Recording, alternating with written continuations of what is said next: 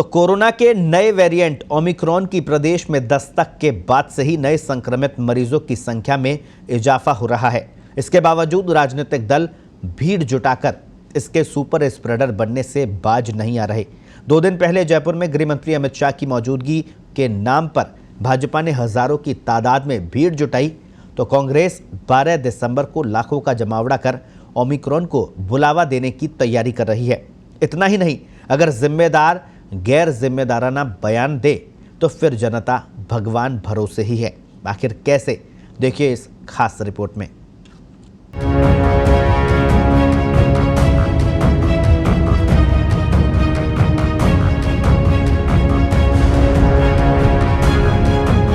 ये जो अब वेरिएंट आया, ये जो पुराने खतरनाक उनको मारने के लिए आया, उनको मार रहा है, इसलिए कमजोर हो।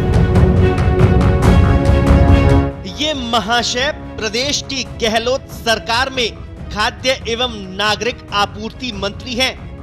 नाम है प्रताप सिंह खाचरियावास। जरा देखिए तो आलाकमान को प्रताप दिखाने के लिए कैसा बयान दे रहे हैं। एक बार फिर सुनिए मंत्री जी का गूढ़ ज्ञान। ये जो अब वेरिएंट आया, ये जो पुराने खतरनाक उनको मारने के लिए आया, उनको मार रहा है, इसलिए कमजोर हो जाए। मतलब मंत्री जी ने देश और दुनिया के सभी डॉक्टर्स और वैज्ञानिकों के ज्ञान पर ही सवाल उठा दिए। भला वो यूं ही ओमिक्रॉन को खतरनाक बता रहे हैं। विश्व स्वास्थ्य संगठन ने भी बिना सोचे समझे ही इसे वेरिएंट ऑफ कंसर्न घोषित कर दिया। स्वास्थ्य मंत्रालय भी फालतू ही ओमिक्रॉन को लेकर गाइडलाइन जारी कर रहा है। इसका जन्म तो लाखों लोगों को मौत के घाट उतारने वाले कोरोना के पुराने वेरिएंट डेल्टा के खात्मे के लिए हुआ है। अब इसे मंत्री जी का विशुद्ध ज्ञान कहे या वजीर आला को खुश करने की तरकीब, प्रताप सिंह खाचरियावास ने वैश्विक महामारी को ही हथियार बना लिया।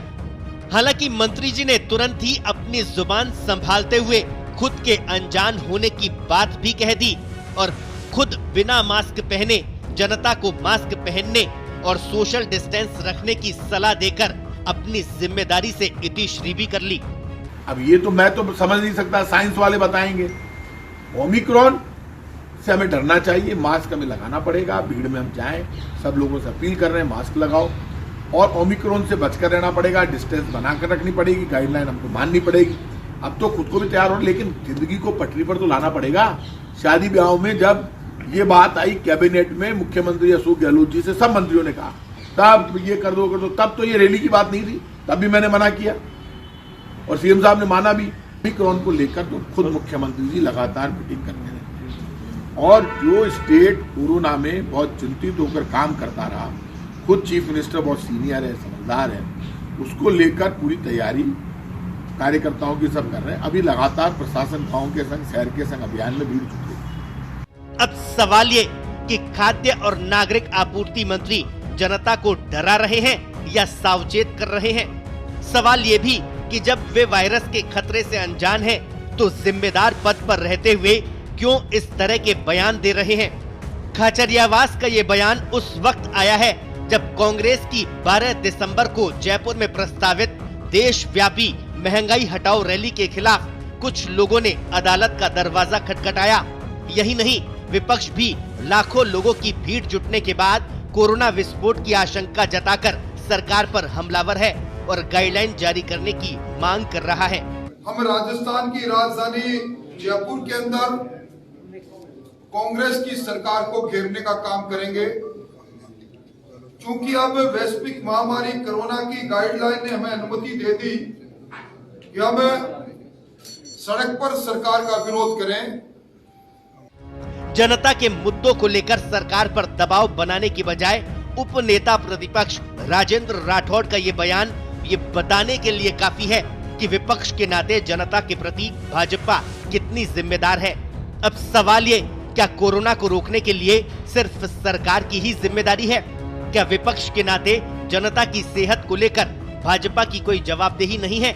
प्रदेश में राजनेताओं का ये हाल उस वक्त है जब दुनिया में कहर बरपा रहे खतरनाक वायरस ओमिक्रॉन के भारत में सबसे ज्यादा मरीज जयपुर में हैं।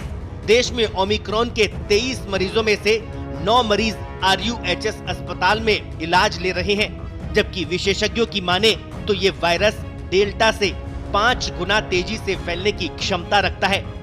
बहरहाल दोनों ही दलों में जिम्मेदार पद पर बैठे नेताओं के बयानों से ये साफ हो गया है कि उनका उद्देश्य सिर्फ राजनीतिक रोटियां सेकना है।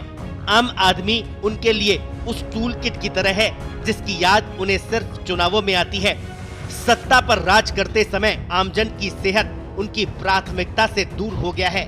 ऐसे में खतरनाक ओमिक्रॉन वायरस से बचने के लिए जनता को ही जागरूक होकर तमाम प्रोटोकॉल का पालन करना होगा, क्योंकि जिम्मेदारों की कथनी और करनी में अंतर को तो पूरा देश देख ही रहा है।